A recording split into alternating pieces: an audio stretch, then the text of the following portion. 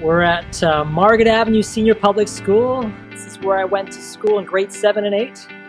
You know, I was driving here thinking, how long has it been since I was walking these halls, and I couldn't believe it was 35 years ago.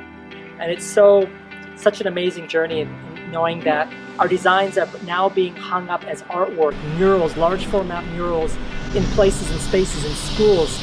And just overjoyed to hear that Margaret Avenue Senior Public School decided to hang 5 unlearned designs in the hallways. I think back about the journey that I've been on, my family's been on, halfway across the world.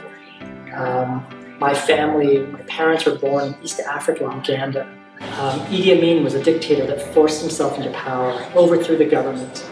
He gave all British protectorates, all British passport holders, Indians and Pakistanis, 90 days to leave the country. I think about the message, the intergenerational trauma that our family experienced when we were told, you don't belong here.